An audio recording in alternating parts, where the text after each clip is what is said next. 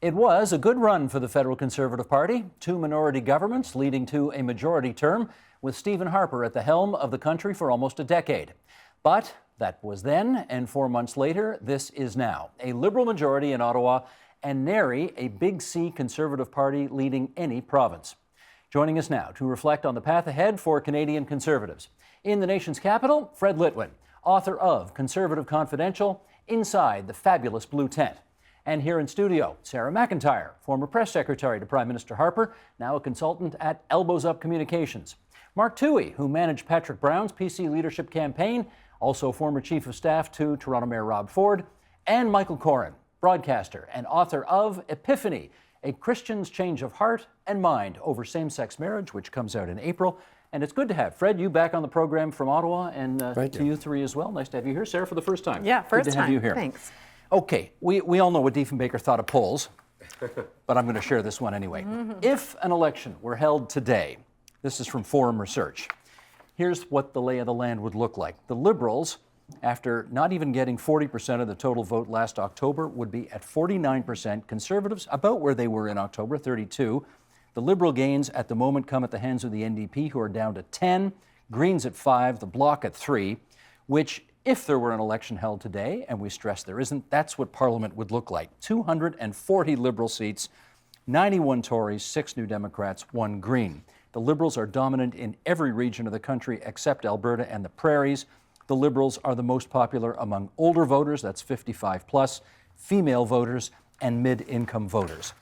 Okay, with that table having been set, Sarah, to you first. We know, for example, 1993, it was a pretty bad election for the Conservatives. The PC party ended up with 2 seats. It was a split party. They were out of power for 13 years. How close are the Conservatives today to returning to government? Well, it depends on who they put in as leader, and it also depends on how they rebuild the party apparatus. I mean, those are the 2 kind of key factors as to whether or not they're going to be competitive in the next election, as well as how well does Justin Trudeau do in his first term as Prime Minister. I think that, we can't take away from the fact 5.5 million Canadians did vote for Conservatives in the last election. That being said, there are some brand issues. There's, a dissatisfaction that among the public of what it means to be conservative. And that happens, of course, when you have any government of any political stripe in office for 10 years. You remember 2004 and 2006, what Canadians thought of Liberals after long governing rule that they had. So I don't think we're out in the wilderness per se, but there's certainly a lot of work that needs to be done before they are actually competitive. And the other key factor that's beyond the Conservatives' control is the popularity of the NDP. Indeed, which we see as at pretty historic lows right now.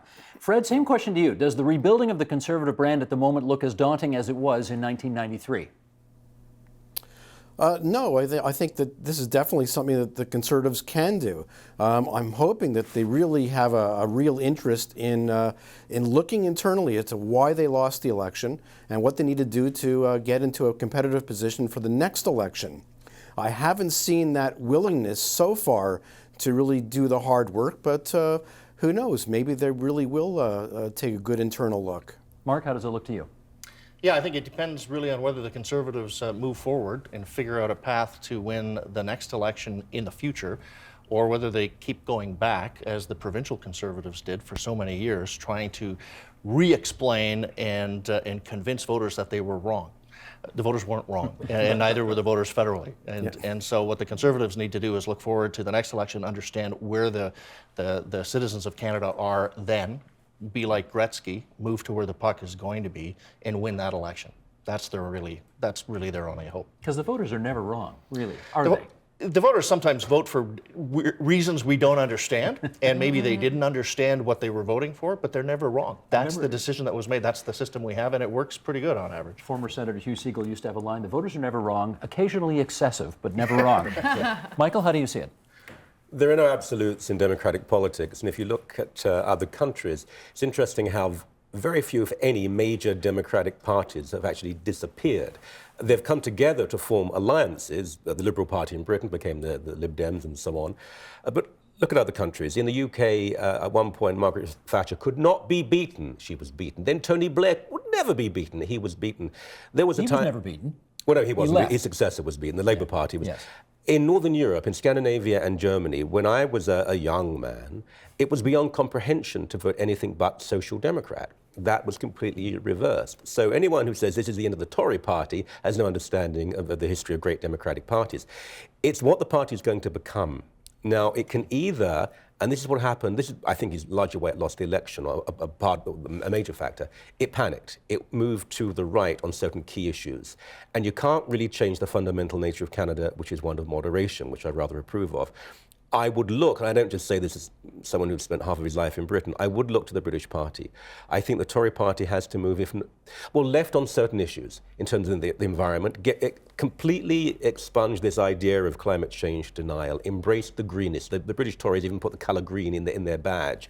On issues of equal marriage, for example, I mean, the party's not against equal marriage. This is coming up at their conference, by the way, but embrace it. Say it's not something we accept, but something we want to be part of. Now, does it make it Tory-light? Yeah, to a certain extent, but I think that's what Canada is comfortable with. And there's something else. You can actually be quite conservative, quite right-wing on economic policy in this country and get away with it. In terms of immigration, social policy and the rest, that's where you have to appear more liberal. And too many Tories right now are saying Justin Trudeau is a disaster. That's a profound misreading of what is going on. He's not a disaster at all. Many, probably most Canadians, are entirely happy with him. Should we build a wall between Canada and the United States and make Donald Trump pay for it? No, never mind. Never mind. It's something else. I knew we couldn't get away without talking about the Donald. We will. You know, everybody is quick to sort of render a judgment on election night about why a party loses or why a party wins. But we've now had 4 months for you to talk to some of your friends and your colleagues and sort of analyze it a little further. Any sort of more ideas come to mind as to why the Conservatives lost the last election? They were in power for too long. They had become auto-washed, as I said. The public didn't want to see another term of any Tory, including a Harper Tory. I think the party itself, the apparatus, was a bit incestuous, entitled. It didn't do the hard work. It didn't talk to average Canadians. They miscalculated the appeal of Justin Trudeau. And there was the time for change. There was a swell for that. They could have run a perfect campaign with a perfect new shiny leader, and they would not have won. Really? Yeah. There were no circumstances under which the Conservatives could have retained power? No, I don't think so. I think that it was time for a change. Canadians do this where it's like, okay, time's up, your turn's out, new guy's in. They vote governments out, they don't vote governments in. You don't agree? No, I don't. I think shocking. No, but really, look, we both worked at a TV station that was more a war room than a press room. And I mean, you have far more experience than I do, but we see how the Tory party was being run at the time. The party, there was arrogance, colossal arrogance. They assumed they would win. They started the election campaign far too early. They took things too easily. Then they realized they weren't going to win easily, so they went into panic mode, which manifested itself as aggression, becoming more right-wing. Someone like Chris Alexander, the very humane, intelligent, sophisticated man, sounding like a right-wing Tory hack. This is what happened in the latter stage. I think the Tory party lost it very late. Until fairly late in the election, they could still win, even with Harper. No, they took the things for NDP granted. vote collapsed. I mean, the NDP vote in Quebec, sorry, Fred, I'll be quick here, but I think the NDP vote collapsing basically meant that they lost the ability to win a majority election. Fred, go ahead, follow up. Well, I think that what really astounded me was the image of Alan Kurdi on that beach in Turkey. This was, I think, a turning point in the campaign. The reaction of the NDP and the Liberals was well holded. This is a major humanitarian crisis. We have to help. The war room of the Conservatives was, well, we have to bash the messenger, and they were just stunned into silence for days until they finally realized we have to say something. Yeah. This was a major embarrassment, and they followed it up with the niqab, the barbaric cultural practices, taking the citizenship away from terrorists. Strung it all together, they sounded like anti-immigrant, anti-Muslim bigots. Well, Mark, this speaks to tone. And I think that's where they lost it. The immediate verdict after the 19th of October was we got the tone wrong. Does it go beyond tone for the Conservatives? Yeah, I think so. I think both sides of this particular argument are right, because I think if you take it back another layer to the root of both, they ran a bad campaign, it was an atrocious campaign, but also that they were in government for too long, is that they lost their way. Governments are elected because they want to accomplish something specific, and they set out objectives in a campaign platform. And people buy in or they don't, or they buy into the trust of the leader, even if they're not, sworn zealots behind the platform. They believe the leader will make a decision that resonates with what they would want the decision to be. After a certain amount of time in government, I think it's very hard to hold that focus. We saw it with Mike Harris and the Common Sense Revolution. Mike Harris was perfectly placed with the electorate at the time that he was elected. He was re-elected to finish the job. Once they started running out of things to do, he left, and then Ernie Eves kind of flustered around trying to find things to do. I think we saw the same thing happen with the Harper government. They had accomplished a lot of what they wanted to do at the beginning, and they didn't know where to go from there, because at the outset with minority governments, all the people in charge, and I'm an outsider from their perspective, seem to be campaigners. They were always campaigning, very little governance. And then once they moved into governance, I don't know that they lost that mechanism, but the campaigners were still fighting the last campaign that they'd already won. There was nobody aside looking at where the country had gone in the meantime since they were last elected and preparing things for the future. They had nothing new to offer. Why would you vote for the Conservatives last October? What were they telling you they were going to do differently? What if you just like nothing? Well, you'd vote for them if you were conservative or you liked the way things were. Yeah, but they started reaching in the effort and the panic to come up with something new. They relied on a very small nucleus of people with ideas, and there were ideas that they were floating out, like, we're going to ban you from going to countries. Well, I'm a reasonably conservative guy, and on my radio show, I just tore a strip off them. I would not vote for you if that's what you're going to promise to do, to say that I can't go somewhere. That's my business. Let me read this from Michael Dentant, whom you all know is a very fine columnist with the National Post, friend of the program's been on numerous times, who writes, "Granddad, it's time for you to take a step back. Conservatives can't win by being the party of angry old men who shake their fists at reporters, endearing though such cantankerousness may be. This opens up the great opportunity for the Conservative Party to embrace moderate libertarianism, cutting right and left simultaneously. In the process, reclaiming the progressive mantle set aside following the Mulrooney years from 1984 to 93, and appropriating the fiscal street cred of chrétien liberalism. This is not a Frankenstein monster, for all its strangeness in the recent Canadian context. It's classic liberalism. There's evidence the party is already moving in this direction, in Parliament anyhow.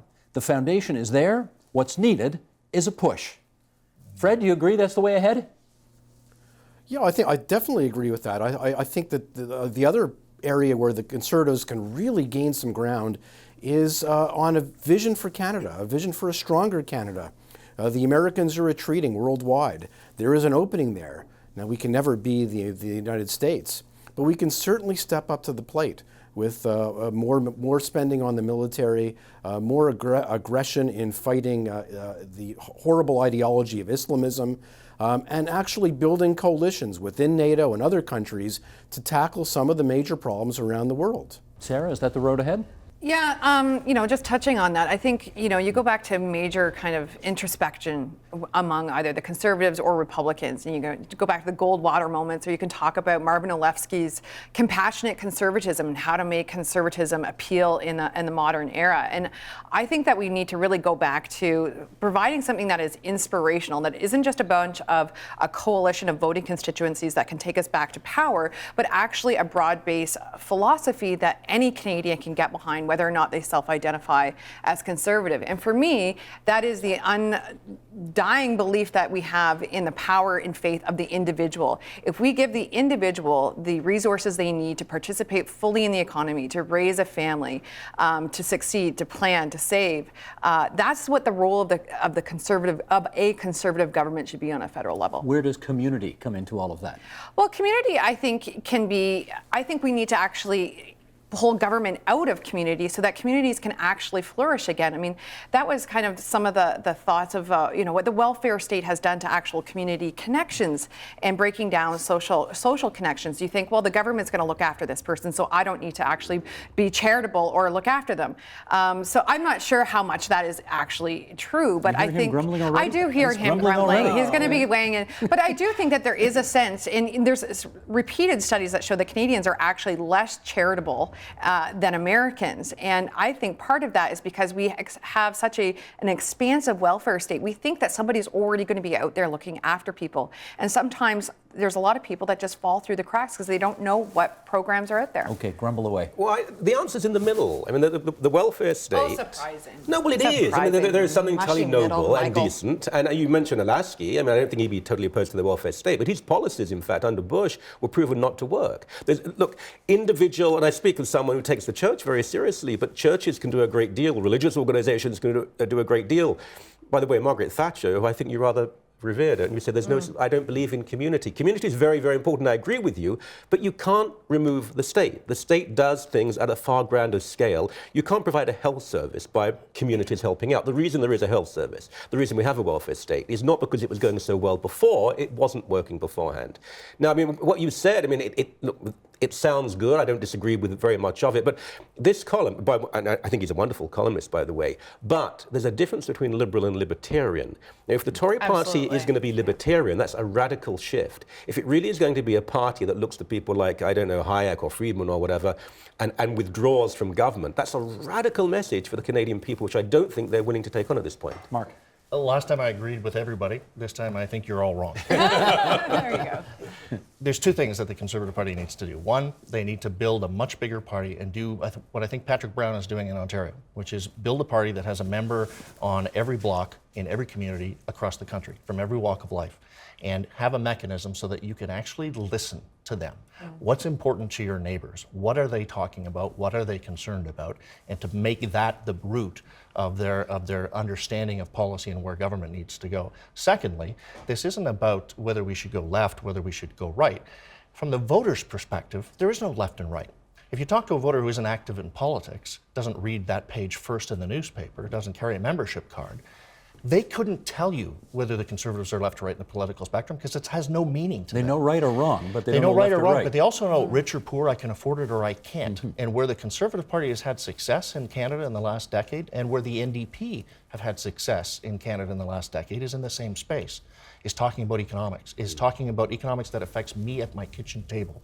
It's talking about what families can afford and how you can make my life just a little bit more affordable to get by.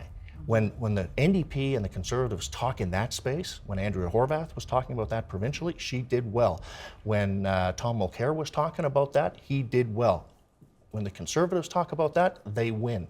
When they stray off into ideology and think that everybody's left or right, they all lose. Let me follow up on the Patrick Brown angle. Fred, I'll go to you first on this.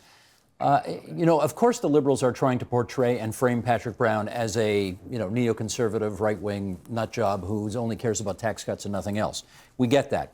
But if you watch the legislature, you'll actually see this is a guy who's been asking questions about working conditions for unionized employees of the provincial government. He's been asking questions about mental health. Very different. Nary a question about tax cuts and deficits and firing a bunch of public servants. Is that part of the road ahead for the federal Conservative Party? Well, absolutely. I mean, you saw Patrick Brown march in the Toronto Gay Pride Parade.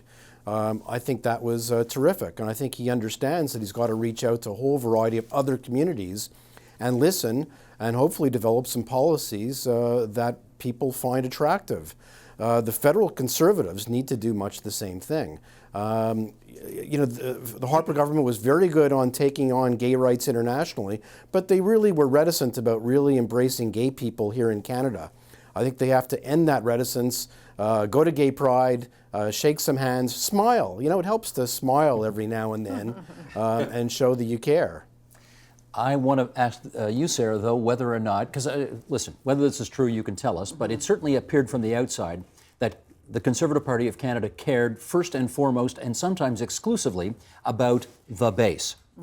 And do you run the risk of running afoul of the base if you suddenly start asking a lot of questions in question period about unionized public servants and so on and so forth? Well, I don't really think the Patrick Brown strategy is something that would work federally. Frankly, he's waiting for the Liberal government just to implode, and he's staying on the sidelines, and that's a smart strategy. That's what he should be doing as opposition leader, and he should be actually sitting down and talking to everyone, allaying kind of fears that perhaps union members would have so that they are not running campaigns against him during the next provincial election. But I think that your base changes, and you have to be okay with knowing that your base may change. I mean, the base of the Liberal Party right now is fundamentally different than what it was in 2004, right? And so I think that the natural reflex of federal conservatives is to generate a voter constituency by taking on an issue, waging war, having a conflict. And I know that's partly because the reform roots, the minority governments constantly being under attack and feeling like you're in the battleground. But we have to accept that we've matured beyond that, and Canadians have accepted us. And so we need to not just win constituencies by picking fights. We actually have to try and inspire. There was a sense after 10 years that you still considered yourselves outsiders in Ottawa. Do you have to get over that eventually? Well, this is what I said. I've said this all along, that the federal conservatives were Ottawashed. I called it Ottawash. They had been there too long, and they had not gotten out of Ottawa. They weren't talking to regular Canadians. You can tell that by some of the messages that they were kind of connected to during the federal election. They rather despised Ottawa as well. Well, they liked to despise Ottawa because they despised the press gallery, they despised the elites, the bureaucracy, the typical. Don't forget the Supreme Court. Oh, right, and then the Supreme Court, unelected, Everybody needs unaccountable. an enemy Yeah. in Well, politics. everybody It's needs true. an enemy, not 20 enemies. That's right. Yeah, And yeah. if your base is so small and so narrow that by wiggling around a little bit you fall off of it, you need a new base. Make it bigger. And that's what the parties need to focus on. Fred, is there a brand of conservatism that's out there today that you see that you think is a model for the Conservative Party of Canada? Well, I think they've got there's no one model for them. I think they really have to think hard about a whole variety of issues. As I said, I'd like to see a more neocon approach to foreign policy and have Canada step up around the world and do a little bit more of what the United States used to do. But I think you need to tack libertarian on some internal economic issues of free trade between provinces, farm marketing boards, etc. There's a whole host of other issues that can inspire people in this country, but the Conservatives need to do the hard work. They haven't paid attention to developing policies in 9 years. They spend all their money on more fundraising. They need to invest in listening to people and developing policies. Does that sound to you like a brand of conservatism that people can get inspired by? Well, possibly so. I mean, you ask any models that we can look at. If you look at Germany, you look at the UK, these parties are very ambivalent in many ways. I mean, the British Conservative Party is aggressively supportive of environmental policies and policies to be inclusive of gay people and minorities and so on. At the same time, economically, it's cutting more than any government in living memory. So, as I said earlier, you can get away with some pretty conservative economic policies if there's a facade that you're more socially liberal. But a lot of this is pragmatic too. I mean, I don't think that the Ontario model can be replicated on a federal level because there is a more right-wing base in places like Alberta. But you do have to listen to what people are saying. And that stomach for conservatism and the appetite was there 15 years ago. People felt they weren't being listened to. Well, we've moved on from that. And a lot depends on who the next leader will be. Well, let me pick up on that, because that next leader is not going to be picked for another 15 months, Mark. So what in the interim does the interim leader do to put the kind of a face on conservatism that you've all been talking about here tonight? I think that the interim leader really needs to focus on rebuilding the party and reaching out across the country. There are a number of areas where the party is not very well subscribed. I mean, if you look even at downtown Toronto, the membership in the ridings, very little. You look at now something that's flip-flopped, actually a little in recent months. The membership in the provincial Conservative ridings is up because they made an effort in their leadership race. Even downtown? Yeah, there's members there where there were never any members. Now, whether they'll ever elect somebody from there, I don't know. But I think that what you'll hear from those riding members, if they're listened to, whether they're federal or conservative, and that they're part of this policy development process and shaping the culture of the party, is a very different voice than you would hear from riding members in Calgary Southwest or wherever, right? But there's also Atlantic Canada, there's all of these things. That's what I think an interim caretaker leader needs to do, is to just rebuild the party by reaching beyond its normal. There's no reason why you can't have everybody in the party. All the voices are there. The fringe voices, if it's a big party, they fall to the outlier status, right? If it becomes smaller and smaller, the fringe people are the last to leave always. I'm sort of going to break my promise that I made to you, Sarah, about 25 minutes ago, which is I am going to mention the words Donald Trump. Okay. Only insofar as to say, there's kind of a guy out there in Canada right now who may be modeling himself a bit on the Trump phenomenon, and that's Kevin O'Leary, who has mused aloud about running for the National Conservative Party leadership. You like or you don't like that idea? Hey, I think if anyone, as many voices as possible and as big as contest as possible, as much interest as possible, the better for the party, the better for the movement. And if you have someone like Kevin, who is really well versed in media, but also understands the markets quite well, has been a chief defender of the oil sands, a big promoter of Canada, yeah, throw your hat in the ring. But just because you're successful in the marketplace doesn't mean that you understand the Canadian political landscape. True enough, but do you think the party's condition today calls for a complete outsider who can really radically shake things up? I do think that the party needs someone outside to come in for the leadership. I think Rana's doing a fantastic job as an interim leader. Rana Ambrose. She's very hard working. She keeps her nose down, and I think she's going to stabilize the party, and everyone that's been hitting the panic button will calm down. That's kind of the role of an interim leader. But I do think that in order to move forward, the problem with current leadership members that are ministers or MPs or have been ministers or MPs in the past, they generally identify with one wing of the party, either Reform or PC. And so if one of them wins, you're going to end up perhaps losing or potentially losing a whole other side of your base, and then perhaps not becoming nationally competitive. Insider or outsider for the next leader? Well, we are not the United States, and Mr. O'Leary is not Donald Trump. And I think, I don't know him, and I mean no disrespect, I think it would be a disaster. I think it would pick him? Yes, I think it would guarantee Liberal victory. I think there are things that he's said over the years, we've even played them on News Talk 1010 radio, that would alienate a lot of people. He's a known figure, but not known to the extent that he could sweep an electorate. Look, Trump is impossible to understand unless you really do understand the Americans and the United States. And we are far more like Northern Europe than we are like the US. We might be close to them, there might be a proximity, we might sound like them, but it's a very different country.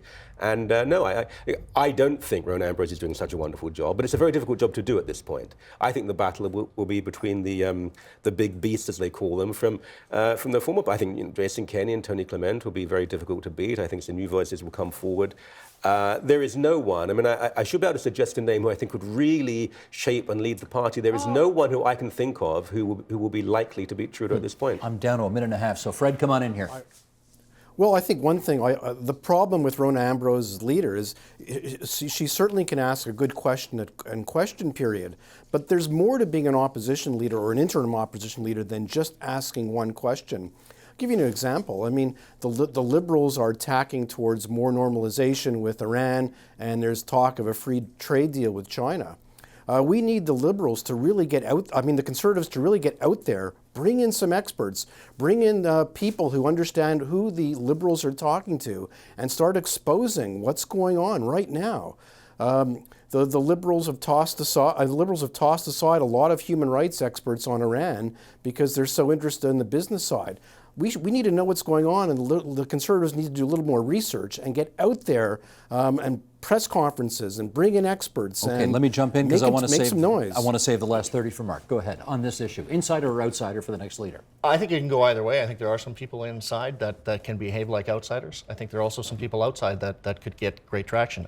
Kevin O'Leary, I've spoken to him a few times. I had him on my own show. I don't like his politics. I think a lot of Conservatives won't like it, but I think he is still a credible candidate because I think there is an appetite out there for candidates who don't speak like regular politicians, who don't look or behave like regular politicians. I think you worked for one once upon a time. I did, and there's just a general appetite for people that are maybe different because that constituency that hasn't done well in their minds under the normal system is looking for a change. We see that huge in the United States. It's not as big in Canada because we just aren't that dissatisfied. Gotcha. Conservatives all, thank you so much for your participation tonight. Fred Litwin, author of Conservative Confidential in the Nation's Capital. Sarah McIntyre and Mark Toohey here in our Toronto studio alongside with Michael Coren. Thanks, everybody. Thank you. Help TVO create a better world through the power of learning. Visit supporttvo.org and make a tax-deductible donation today.